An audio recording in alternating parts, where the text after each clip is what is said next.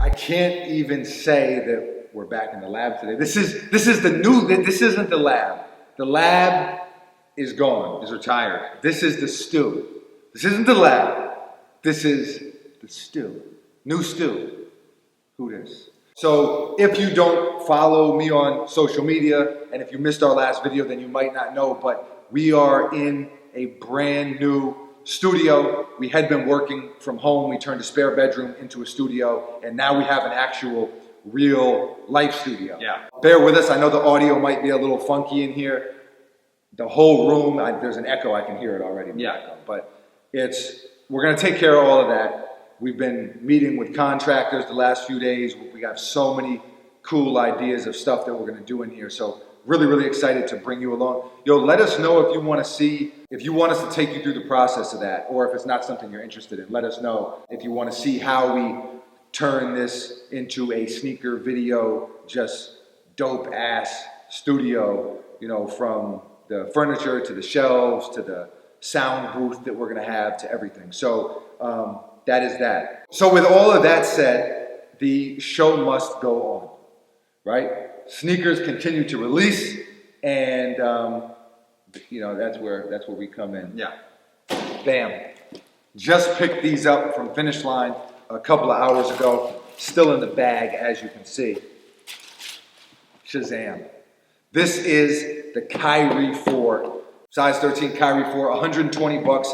These are available right now. We'll put a link in the description for anyone who wants to grab a pair. I love that price point too. Drum roll, please. Bang, bang.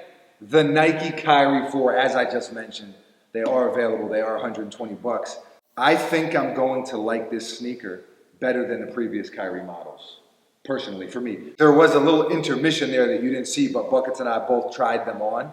They just feel a little bit better on my foot than previous models right out of the box. Like they're a little bit more cushioned.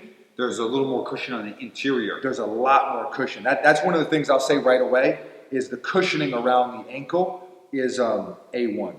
I mean, that's nice. That's nice. That's really, really nice. We talked about these a few weeks ago before we had a pair, but now that we have a pair, and now that a lot of people are going to be buying this sneaker now, right? Or considering whether or not they should buy it, the fit is a huge factor. And, we talk about that a lot. These fit true to size, but it is a snug true to size, if that makes sense. Yeah. Right?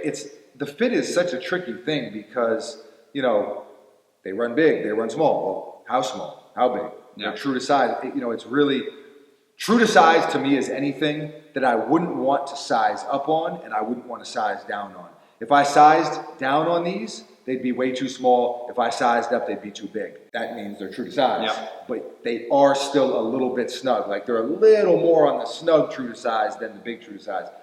Okay, I know I'm doing a lot, but I really want to explain how they fit because it is by far 90% of the questions we get whenever it's a new sneaker is how do they fit? Yeah. So that's how they fit. As far as some of the tech aspects, it's not a tech-heavy shoe. Not tremendously. No. I guess we'll start at the bottom, right?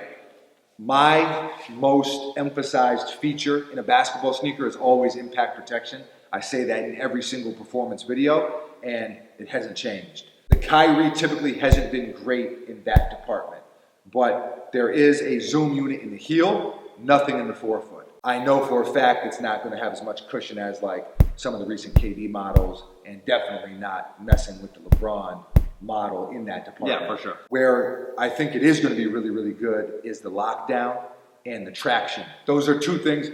They really craft the sneaker for Kyrie, and it shows. Yeah. You have the traction, you have the zigzag Tetris traction that comes all the way up on the side of the shoe. You can see on the bottom there's that flex groove there that's going to allow for a little bit more torsional mobility. Ooh. There you go. Fancy things over here.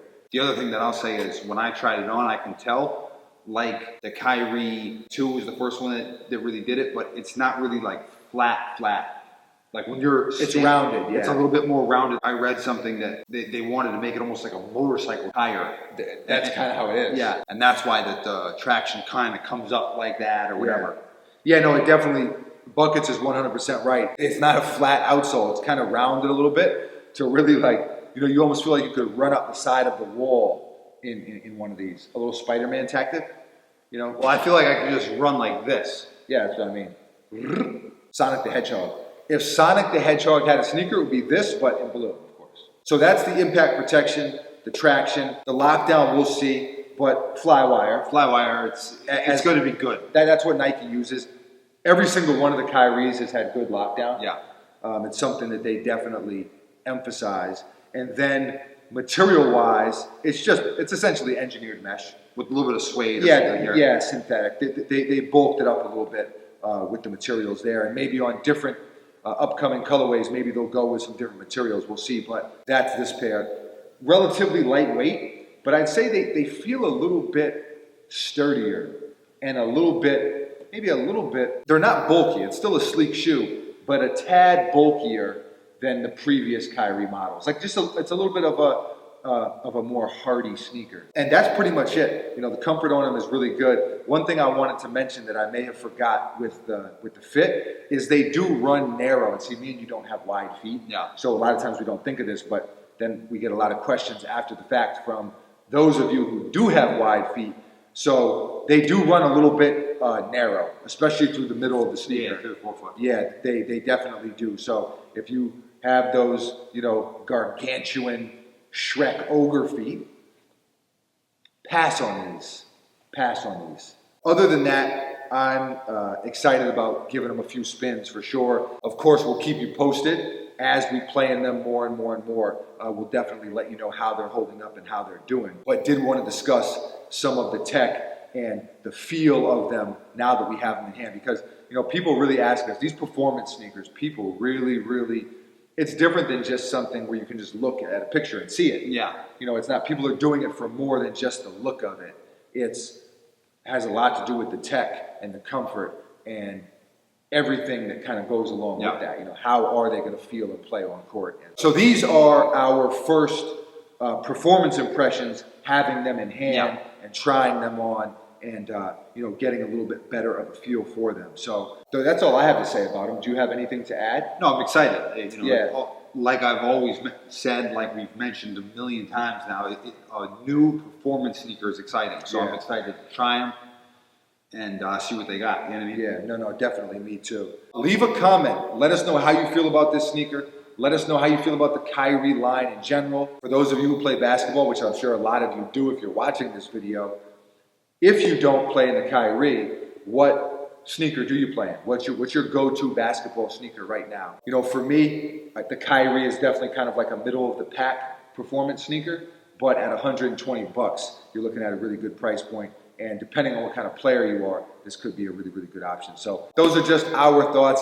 Thank you for watching. We appreciate you. So excited to be in this new space. I know this is just a regular video. We're just getting settled in. We haven't even moved our stuff really in yet. We got all kind of stuff that we're getting set up, and we want to paint and do this and do that. So bear with us as we get everything rolling. But super excited to be in the studio. Let's get it. I almost said this is foamy. No, imagine what a plot twist that would be. If I was foamy? If he was actually foamy this whole time. This is Buckets, the silence behind the violence. I am Foamy, also known as Foam Shire, with a little accent over the E, or the I, I'm not sure, I haven't figured it out yet. Either way, we are out of here.